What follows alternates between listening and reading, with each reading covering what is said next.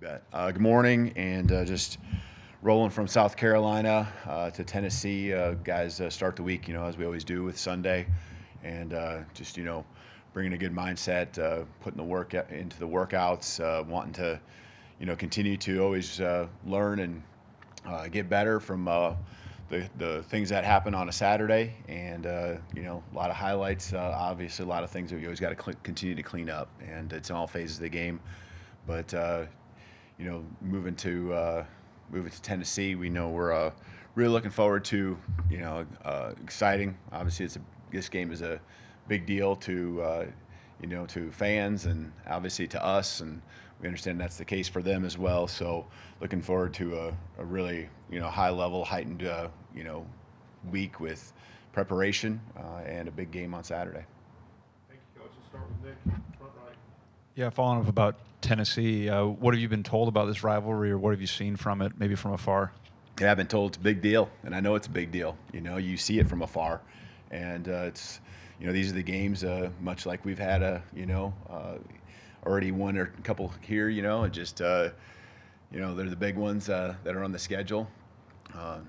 As a coach, they're all big, right, in different ways, and you take one at a time, but we certainly understand the significance of the rivalry, and guys are going to be very motivated to go out and do their best and prepare well and be great on Saturday. Go Charlie. Just sitting at the midway point in the regular season, how would you assess the defense's play from an execution standpoint? Yeah, I think there's every week something a little different that presents itself. I know the last couple of weeks, the big thing that's been focused on has been getting off the field. And so, you look at yards per play, and we're making some teams earn it, but we just got to get off the field. And when those drives continue to stack on top of each other, and there's more plays that your defense is having to play, it starts to wear you down and a little bit more. I think our guys, fortunately, we rotate enough in to where we can hang in there for 4 quarters. But there's always going to be little elements, and it's not just defense, but it's offense and areas that are going to pop up, and the way people attack and the way someone may view your schemes or your personnel. And so, you continue to work on those things that we know we got to get better at and emphasize, but we also got to be ready for those other things too that just are part of the game, and making sure we got the answers, whether it's schematics or just that our guys are confident going out there and playing. This is part of the process. This is part of the progress that's got to be there when you're instituting new systems. I was thinking, I saw this, it must have been South Florida week, and I was sitting there watching last year's game, and I've had this happen everywhere I've been, but, you look at a play call, all right, and I happened to watch the South Florida game of us versus them last year, and the play calls from last year are on that play, and those play calls have the same names, right? It's just called something different. But there might be play calls that are called something like a year ago that are something completely opposite or different in your system. And now, that's just something that's just part of the progress is guys processing. You're throwing something new at our guys to add to our schemes, to add to our concepts and the depth of what we do each and every week. And then they also have to do what we're doing and execute well against whatever we're seeing in front of us. And you try to find that fine balance on running what is your identity, what is your DNA of the systems you run, but also continue to build on those maybe families of what you do well, or continue to just grow, your entire offense, defense, special teams. So this is just part of it. Been through it many times. A lot of the ups and downs that you have, or maybe just execution didn't go as well as you want. Sometimes that's not the base stuff you do, but it's just the things that you have to continue to incorporate to continue to get to where you want to be, because it's got to be a volume of things over the course of a 12, 13, 14, or whatever the season is, and the length of it. Go Chase, left side. Coach Womack was asked this a minute ago, but I want to ask you as well. The shovel pass has hurt y'all defensively. Obviously, the last couple of games, South Carolina came back with 1 after Vanderbilt sprung 2. Just from a game planning standpoint, is that something you got to expect to see once a week until you get it stopped? No question. And it's going to get thrown at you different ways. The personnel or the formations that people line up in, you're going to try to find, from an offensive standpoint, putting those, shoes on and just trying to, understand what that's going to look like in their scheme. And so it's going to be presented a different way. It's 15, 20 years ago. I was running that quite a bit myself. It's because it's a play that, you have to defend. And, again, it might be presentation off of a boot. It might be presentation a sprint out option. But you got to identify where everyone's at. Everyone's got to fit their gaps. Apply your rules is really the significance of it. And, people are going to use different things to try to really challenge your eye discipline as a defense. And that's one of the plays that obviously the last 2 weeks has been utilized in that way to challenge us in that regard.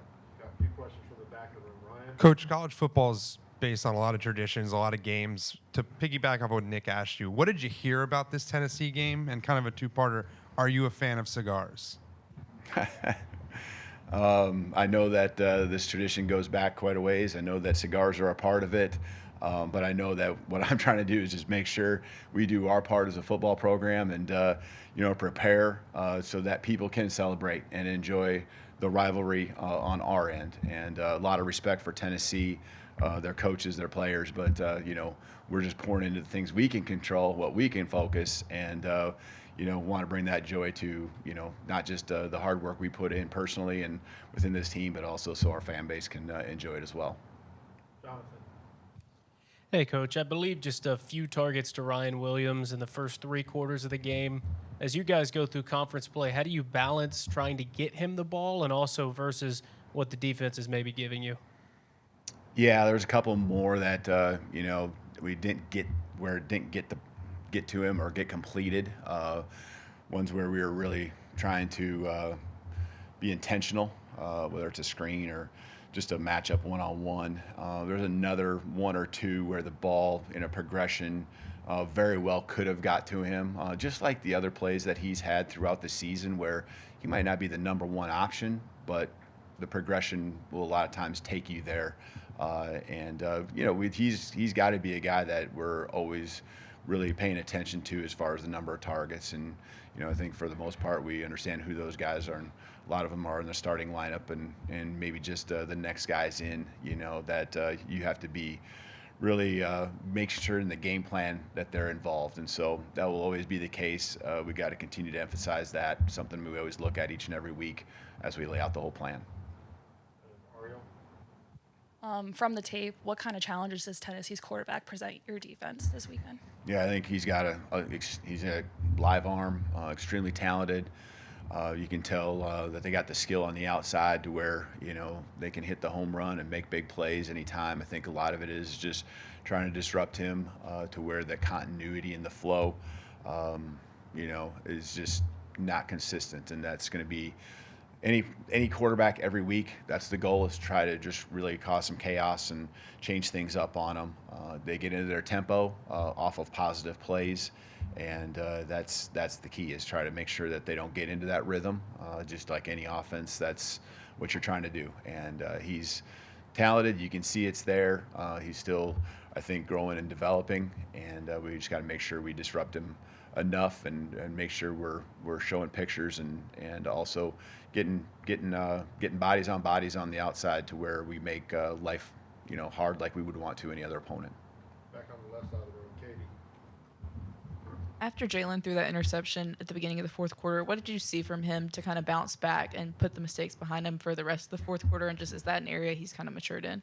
Yeah, and I'm really intentional with him because I know how hard he is on himself. And, this is really going back to, I wasn't with him last year, but I know in spring ball and just how he was, and knowing that we are, fighting for each other, fighting with each other. That's just not me and him. That's our football team. When we're in those moments, it's all about moving forward. No regrets when we walk off this football field, knowing we've given everything we've got, and that's just what I try to do when it comes to those times, not just with him, with our whole team, and those tight game moments, we're all in this together. And we want to continue to learn, and so I'm going to remind him, coach him up on the situations we're in, how to apply the things we've talked about, throughout the course of our time together so far, how to learn what's happened in this game, and then just continue to move on. And we just keep stacking these moments on top of these moments.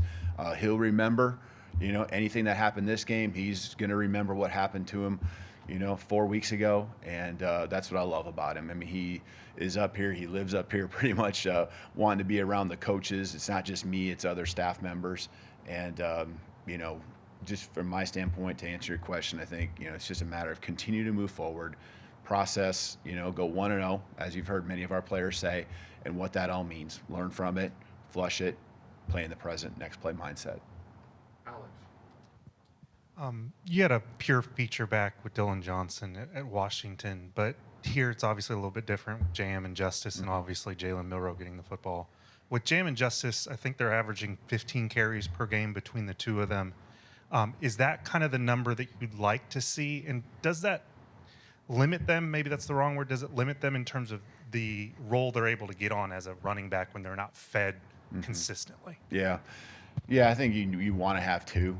We were kind of more forced, as you referred to, Dylan, a year ago, to have that with some injuries to other guys.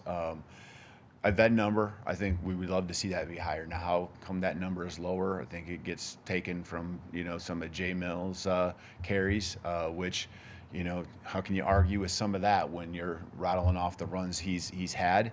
There's that fine line on using him and keeping him fresh and using these other guys. I thought Jam and Justice ran very hard. I thought the run game in the Georgia game, I thought we were very close to having some runs that really developed. And I thought there was another level of physicality by our offensive line and an execution that was just not just in practice, but also in the game this close. I thought that would really take the next step in the Vanderbilt game.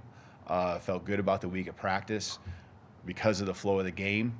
Again, probably not as many carries as in touches, but you can see there was an intentionality to what we were doing. And it wasn't just maybe in the run game. It's getting them out and doing different things with them. We've seen, touchdown catches and balls out on routes to both of them. They're very critical to our offense. They're extremely athletic. They can do it all. They're, every down backs in their own right. And we need to continue to grow. And I think we took another step this week. I think South Carolina had a very strong defensive front, not just up front, but tying the linebacker core and how they fit. And that was going to be a challenge going in. And I thought we took another step in our physicality and our execution. Thought those guys ran hard as well. Go to Emily Grace, right up the middle here. Coach, what's the in-game adjustment process like between you and Coach Womack? Yeah, I think the key in any game plan is to try to have really almost everything you have in the plan as far as your adjustments. Now, when you're on defense, I think there are some things that will pop up that you haven't seen on film, that you got to refer back to something that you've done with calls in the past. And you try to really minimize that as much, because the things you practice are the things the guys are comfortable with, especially week 5, 6, still as a new team with a new defensive scheme. And so, we don't have a lot of these banked reps from a year ago with all our guys, or even 10 or 11 games worth. It's new things that pop up, and we try to make the simplest adjustments to where our guys can still play fast. Down the road, this will all continue to bank as far as the reps we have, the experiences we have. We can recall on something that we did as an adjustment, in the past, hopefully in the future, and execute quicker and better in the games ahead. But as far as the process between he and I, we're just constantly between series, talking on the phones real quick, just like I do with the offensive side, just hearing what the next move is, or for offense would be, hey, what are you thinking the next drive? What's the starter? What's your next third and medium, third and short, third and long? And then also defensively, what are some of those adjustments maybe in those situations, or how we think they're going to come out based on the flow of the situation in the game. All right, let's finish up with Tony here.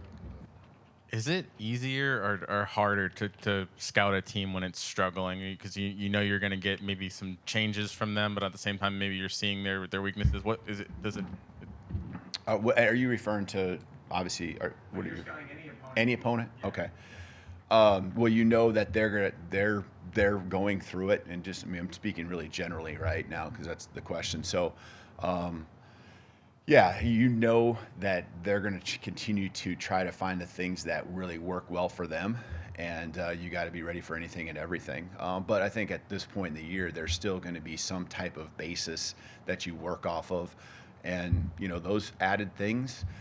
I mean, they got to execute them well too, and that's where we're at. We got things that we want to add in and continue to do, but we got to get enough reps at them in practice to, on top of the things that we already a part of our identity. Because if you can't execute it well in an SEC game when things are moving that fast and there's that many good players on the football field, that can backfire, that can hurt you. And so the key is making sure we do what we do, apply our rules and everything that we have, whether it's offense, defense, special teams, and then be disciplined with it. And that's going to be the name of the game here, this week, every week, moving forward. All right, thank you, Coach. Thank you. Roll Tide.